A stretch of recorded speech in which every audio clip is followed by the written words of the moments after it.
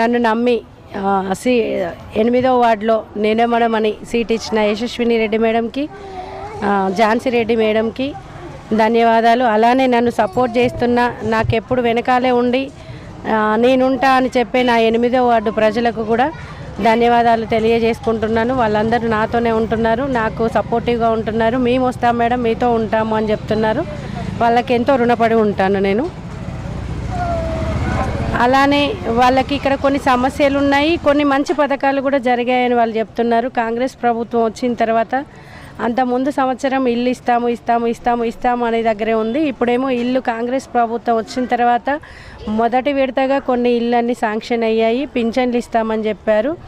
అలానే సన్నబియ్యం ఇస్తున్నారు. ప్రతి ఒక్క పేదవాళ్ళు కూడా అందరితో పాటు ఉన్న వాళ్ళతో సమానంగా ఉండాలి అని చెప్పేసి పేదవాళ్ళకు ఇల్లు ఇస్తున్నారు, సన్నబియ్యం ఇస్తున్నారు. అదే చెప్తున్నారు, మేము ఎక్కడికి వెళ్ళినా కూడా కాంగ్రెస్ ప్రభుత్వంలో మాకు సన్నబియ్యం కానీ, ఫ్రీ బస్ కానీ, ఇల్లు కానీ, పింఛన్లు కానీ ఇప్పించారు మేడం. కానీ ఇంకొన్ని కావాలి, కొంతమందికి రాలేదు అని అన్నారు. వాళ్ళకు కూడా 2వ విడత 3వ విడత ఉన్నాయని మంత్రి గారు మొన్న తొర్రూరును దత్తత తీసుకున్నాను, 100% ఇక్కడ అభివృద్ధి చేస్తాను అని చెప్పి మాట ఇచ్చి వెళ్ళారు.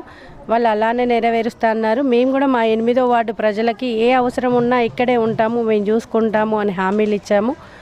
వాళ్ళు కూడా మమ్మల్ని అలానే రిసీవ్ చేసుకుంటున్నారు. మాట తప్పే వాళ్ళు కాదన్నట్టుగా వాళ్ళు కూడా మమ్మల్ని దగ్గరికి తీసుకుంటున్నారు. ప్రచారంలో బాగా తిరుగుతున్నారు.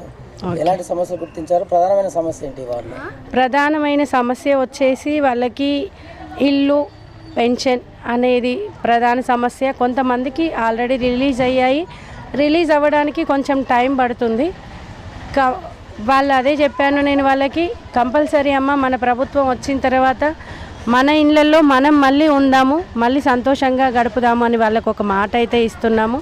మంత్రి గారు కూడా ఇచ్చారు, మేము కూడా కొన్ని వాళ్ళకి ఇచ్చాము. ఇక్కడ ప్రధాన సమస్యలు వచ్చేసి చదువు, ఎడ్యుకేషన్ వాళ్ళకు ప్రధాన సమస్య ఉంది.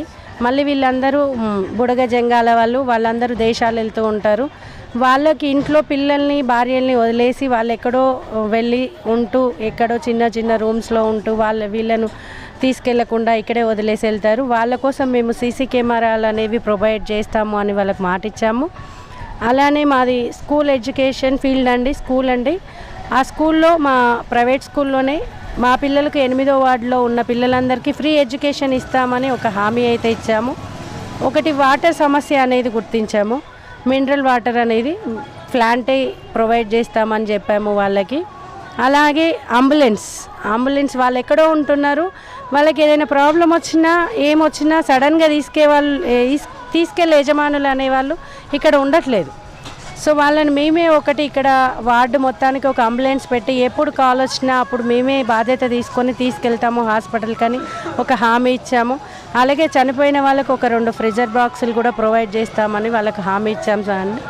అలానే మన మంత్రి గారైనా మేడం వాళ్ళైనా యశస్విని రెడ్డి మేడం, ఝాన్సీ రెడ్డి మేడం కూడా మీ సమస్యలు ఏమున్నా నేను చూసుకుంటాను అని చెప్పేసి వాళ్ళు అన్నిటికీ హామీ ఇచ్చారు సార్.